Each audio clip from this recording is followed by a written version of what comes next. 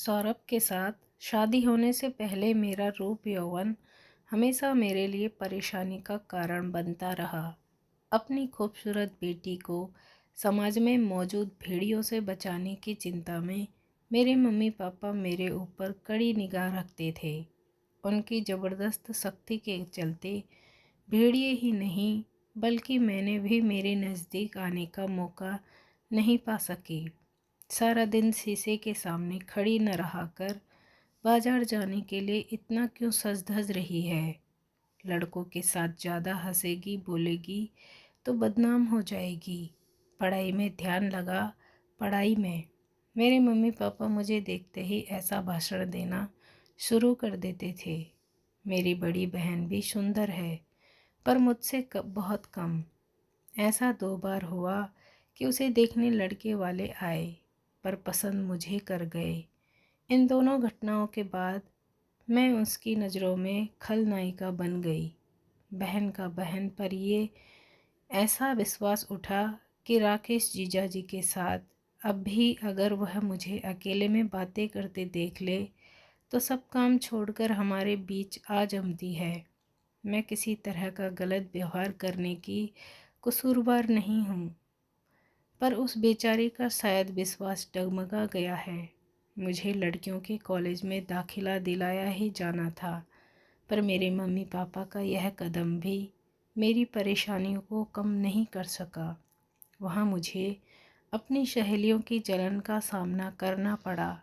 पहले तो मुझे सहेलियों के खराब बर्ताव पर गुस्सा आता था, फिर बाद में सहानुभूति होने लगी। वे बेचारियाँ महंगी ड्रेस में भी इतनी सुंदर व आकर्षक नहीं लगती थी जितनी कि मैं साधारण से कपड़ों में लगती। मैं साथ होती तो उनके बॉयफ्रेंड उन पर कम ध्यान देते और मेरी तरफ देखकर ज़्यादा लार टपकाते। मेरा कोई बॉयफ्रेंड नहीं बन सका। मेरे मम्मी पापा ने मेरी 2-3 सहेलियों को अपना जासूस बना रखा था। कभी कभी तो मुझे बाद में पता लगता था कि कोई लड़का मुझ में दिलचस्पी लेने लगा है, पर उनके जासूस उन तक यह खबर पहुंचा देते। बाद में मेरी जान को जो मुसीबत खड़ी होती थी उससे बचने को मैंने लड़कों के साथ फ्लर्ट करने का मज़ा कभी लिया ही नहीं। अपना सारा इतराना, सारी अदाएं, सारी रोमांटिक छेड़छाड़, सब कुछ मैंने अपने भावी जीवन साथी के लिए मन में सुरक्षित रख छोड़ा था। भला हो सौरभ की मम्मी का, जिन्होंने अपने काबिल व स्मार्ट बेटे के लिए तगड़ा दहेज लेने के बजाय चांद सी सुंदर बहू लाने की जिद पकड़ रखी थी। सौरभ से शादी हो जाना मेरी ज़िंदगी की सबसे बड़ी लॉटरी से निकलने जैसा था। हम दोनों ने मनाली में हनीमून का जो पूरा 1 सप्ताह गुजारा, वे दिन मेरी ज़िंदगी के सबसे खूबसूरत और मौज मस्ती से भरे दिन गिने जाएंगे। मेरी सुंदरता ने उनके दिलो दिमाग पर जादू सा कर दिया था। मुझे अपनी मजबूत बाहों में कैद करके जब वे मेरे रूप की तारीफ़ करना शुरू करते तो पूरे कभी नज़र आते। लोगों की आंखों में हमारी जोड़ी को देखकर जो तारीफ़ के भाव पैदा होते हैं वे मेरे दिल को गुदगुदा जाते हैं। शिखा, तुम तो ज़मीन पर उतर आई परी हो, स्वर्ग से आई अप्सरा हो। रुपहले पर्दे से मेरी ज़िंदगी में उतर आई बॉलीवुड की कोई सबसे सुंदर हीरोइन से भी ज़्यादा सुंदर मेरे दिल की रानी हो। वे मेरी यूं तारीफ़ करते तो मैं खुद पर इतरा उठती थी। हनीमून से लौटने के बाद मेरे सास ससुर और ननद ने मुझे सिर आंखों पर बिठा कर रखा।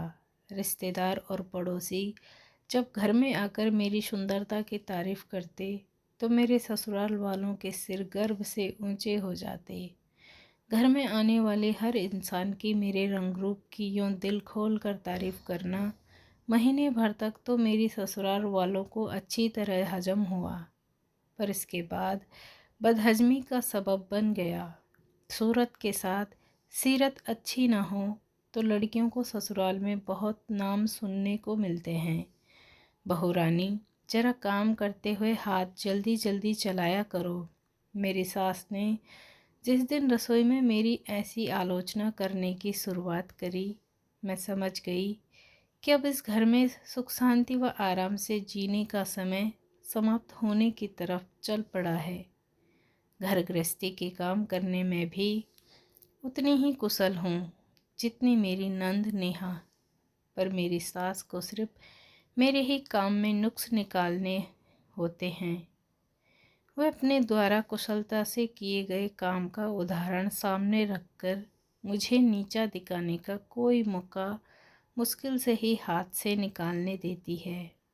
मैं आपसे सारा काम सीखने को तैयार हूँ मम्मी। आप मुझे डांटा कम और सिखाया ज़्यादा करो ना।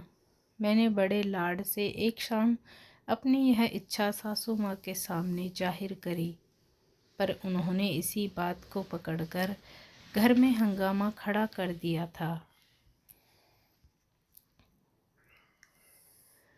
जो काम सीखना चाहते हो उसे अपनी ज़बान को काबू में और आँखों व कानों को खुला रखना चाहिए बहुरानी। मैं क्या पागल हूँ जो बिना बात तुम्हें डांटती हूँ। अपने घर से सब काम सीख कर आती तो मुझे कुछ कहने की ज़रूरत ही नहीं पड़ती। मुझे इनसे प्यार और इज्जत करानी हो तो घर के कामों में कुशल बनो। मुझे ऐसी ढेर सारी बातें सुनाने के बाद सासू माँ ने मुंह फुलाकर घर में घूमना शुरू कर दिया, तो कुछ ही देर में इस घटना की जानकारी हर किसी को हो गई। उस रात पति ने मेरे दिल को जख्मी करने की शुरुआत कर दी। सिखा, अब सारा दिन सिर्फ सज धज कर घूमने से काम नहीं चलेगा। माँ को घर में बहू के आने का सुख मिलना चाहिए। तुम उनसे बहस करने के बजाय सही ढंग से काम करना सीखो। घर की सुख शांति तुम्हारे कारण बिल्कुल नहीं बिगड़नी चाहिए। यो भाषण देते हुए सौरभ मुझे मेरे प्यार में पागल प्रेमी नहीं बल्कि ज़बरदस्ती नुक्स निकालने वाले आलोचक नज़र आ रहे थे। सौरभ के अचानक बदले व्यवहार ने मेरे दिल को तो चोट पहुंचाई कि मेरी आंखों से आंसू बह चले। तब उन्होंने फ़ौरन मुझे छाती से लगाकर प्यार करना शुरू कर दिया। उनका छूना मुझे हमेशा मदहोश सा कर देता था, लेकिन इस बार ऐसा नहीं हुआ। मेरे ज़हन में रह रहकर उनकी आंखों में उभरे अजीब से संतोष के भाव व्यक्त करता उनका चेहरा उभर रहा था। ये भाव उनकी आंखों में तब उभरे थे जब मैंने उनका भाषण सुनकर आंसू बहाने शुरू किए थे। इस तरह के भाव मैं जब से होश संभाला है तब से बहुतों की आंखों में देखती आई हूँ। मुझे डांट कर रुला देने में अगर मेरे मम्मी पापा सफल हो जाते थे तो ऐसा ही संतोष उनकी आंखों में झलकता था। मेरा कोई काम बिगाड़कर या मुझे नीचा दिखाने के बाद मेरी बहन की आंखें ऐसे ही भाव दिखाती थी। मेरी कॉलेज की सहेलियां अपने खराब व्यवहार से मुझे अकेलेपन व उदासी का शिकार बना देने के बाद इसी तरह से संतोषी भाव से मुस्कुराती नजर आती थी। मेरे जीवन साथी के दिल में भी मेरी सुंदरता से जलन के भाव पैदा कर दिए हैं। यह विचार अचानक मेरे मन में कौंधा तो मैंने उनके कंधे से लगकर फूट फूट कर रोने लगी। जिस जीवन साथी के साथ मैंने अपनी सारी खुशियाँ और मन की सुख शांति जोड़ रखी थी, वह भी मेरी सुंदरता के कारण हीन भावना का शिकार बन बैठेगा, यह एहसास मुझे अंदर तक झकझोर गया। सौरभ का व्यवहार मेरे प्रति बदलने लगा था। मैंने ध्यान से सोचा तो सौरभ के व्यवहार में पिछले दिनों धीरे धीरे आए अंतर को पकड़ लिया। जब भी उनका कोई दोस्त मेरी तारीफ़ करता या मेरे साथ हंसी मजाक करने लगता तो उन्हें मैंने कई बार संजीदा होकर खिंचा खिंचा सा व्यवहार करते देखा था। अपने पुराने अनुभवों के आधार पर मैं बखूबी जानती थी कि आगे क्या होने वाला है। धीरे धीरे सौरभ को टोका टाकी बढ़ दी और फिर वे मुझे नीचा दिखाने की कोशिश शुरू कर देते, पहले अकेले में और फिर अन्य लोगों के सामने। आगे चलकर हमारे मधुर संबंध बिगड़ जाएंगे। यह सोच मुझे रात भर जगाया और ढेर सारे खामोश आंसू मेरी आंखों से गिरवा दिए। अपनी सास के कटु व्यवहार को सहन करने की ताकत मुझ में थी, पर सौरभ के प्यार में रत्ती भर भी कमी आए यह मुझे स्वीकार नहीं था। मुझे कुछ कहना करना ही होगा। अपनी शादीशुदा जिंदगी में उनके मन में पैदा हो रही जलन की कड़वाहट से कभी खराब नहीं होने दूंगी। मन ही मन ऐसा सोचकर मैंने अगली सुबह बिस्तर छोड़ा। अपने विवाहित जीवन की खुशियाँ तय करने का एक सूत्र मेरी पकड़ में जरूर आया। मनाली में भी बहुत से लोगों ने मेरी सुंदरता की तारीफ करी थी और सौरभ कभी किसी से रत्ती भर नाराज नहीं हुए थे। उल्टा मेरी तारीफ सुनकर उनकी छाती गर्व से फूल जाती थी। यहाँ उनके रिश्तेदार, परिचित और दोस्त मेरी तारीफ करते हैं तो वे जलन का शिकार बन रहे हैं। उनकी प्रतिक्रिया में ऐसा अंतर क्यों पैदा हो रहा है? इस सवाल का जवाब शायद मैंने ढूंढ भी लिया था। मनाली में मेरी तारीफ करने वाले लोग हम दोनों के लिए अजनबी थे। वे हमारी ज़िंदगी का हिस्सा नहीं थे। उनके द्वारा करी गई मेरी तारीफ सौरभ को अपनी उपेक्षा नहीं लगती थी। वे इन लोगों की बातों को ऐसे नहीं लेते थे जैसे हम दोनों के व्यक्तित्व के बीच तुलना की जा रही हो। अब मेरी तारीफ उनके अंदर नकारात्मक भावनाएं पैदा करवा रही थी। इस गलत प्रतिक्रिया की जड़ों को मुझे किसी भी कीमत पर मजबूत नहीं होने देना था। अपनी विवाहित जिंदगी में से प्यार व रोमांस की गर्माहट कभी नहीं खोना चाहती थी। उनके एक दोस्त मयंक ने अगले दिन अपनी शादी की सालगिरह के उपलक्ष्य में हमें अपने घर डिनर पर आमंत्रित किया। वहाँ जाने के लिए जब पूरी तरह से तैयार होकर मैं सौरभ के सामने आई तो मारे हैरानी के उनका मुंह खुला का खुला रह गया। अपने को तैयार करने मैंने सचमुच बहुत मेहनत करी थी और मैं भला की खूबसूरत लग भी रही थी। पार्टी में इनके करीबी दोस्त और मयंक के घरवाले ही मौजूद थे। सभी एक दूसरे से अच्छी तरह परिचित थे, इसलिए ड्राइंग होम में खूब हल्ला गुल्ला हो रहा था। शिखा के आते ही कमरे में रोशनी की मात्रा कितनी ज़्यादा बढ़ गई है ना। इनके दोस्त नीरज के इस मजाक पर सभी लोग ठहाके मारकर हंस पड़े। अपने सौरभ का तो बिजली का खर्चा बचने लगा है यारो। अब तो शिखा के कारण अपने कमरे में ट्यूबलाइट जलाने की कोई ज़रूरत ही नहीं रही। राजीव के इस मजाक पर एक बार फिर ठहाकों की आवाज़ से कमरा गूंज उठा। दोस्तों, रोशनी के कारण सोने में दिक्कत तो ज़रूर आती होगी अपने यार को। अरे रात भर सोता ही कौन है। इस बार मिले जुले ठहाकों की ऊंची आवाज़ आसपास के घरों तक जरूर पहुंच गई होगी। मैंने साफ महसूस किया कि सौरभ अब ज़बरदस्ती मुस्कुरा रहे हैं। उन्हें मेरा सबके हंसी मजाक का केंद्र बन जाना अच्छा नहीं लगा था। अपने दोस्तों की आंखों में मेरे रूप रंग के लिए तारीफ के भाव देखकर वे तनाव से भरे नज़र आने लगे थे। मैंने अपनी गर्दन घुमाकर उन्हें अपनी नज़रों का केंद्र बना लिया।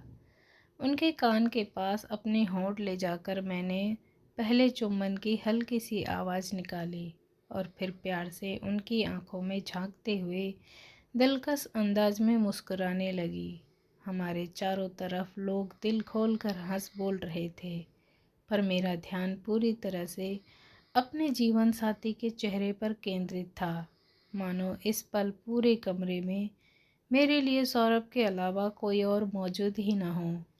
उनका पूरा ध्यान केंद्रित कर मैंने उनके सभी दोस्तों को अजनबियों की श्रेणी में खड़ा कर दिया था। वे तो इधर उधर देख भी रहे थे, पर जब भी उन्होंने मेरी तरफ देखा तो हर बार मुझे अपने चेहरे को प्यार भरे अंदाज में ताकते हुए पाया, मानो वो मेरे प्यार में खो जाना चाहते हो। वे अचानक खुशी भरे अंदाज में मुस्कुराने लगे तो मेरा चेहरा फूल सा खिल उठा। आई लव यू, मैंने बहुत धीमी आवाज़ में कहा और फिर शर्मा कर नज़रें झुका ली। अपने जीवन साथी को जलन की भावना से आज़ाद करने का तरीका मैंने ढूंढ लिया था। उस रात कोई भी मेरी जरा सी तारीफ करता तो मैं फौरन मुस्कुराते हुए सौरभ की तरफ यूं प्यार से देखने लगती, मानो कह रही हूँ कि वह मेरी नहीं, आपकी पत्नी की तारीफ हो रही है। आप संभालिए अपने इस दोस्त को। व्यक्तित्व तौर पर इनके मुंह से अपनी तारीफ सुनने में मेरी कोई दिलचस्पी नहीं है। मुझे लगता है कि मैंने अपने विवाहित जीवन की रोमांस भरी मौज मस्ती को सदा तरोताज़ा रखने का तरीका ढूंढ लिया है। मेरी खूबसूरती अब उनके मन को मायूसी व जलन पैदा करने का कारण कभी नहीं बनेगी। जरा सी समझदारी दिखाकर मैंने हुस्न और इश्क की उम्र को बढ़ा दिया है। दोस्तों, स्टोरी को प्लीज़ लाइक और शेयर करें और चैनल को सब्सक्राइब करना ना भूलें। मिलते हैं अगली ऐसी ही इंटरेस्टिंग स्टोरी के साथ। तब तक के लिए बाय। Thanks for watching.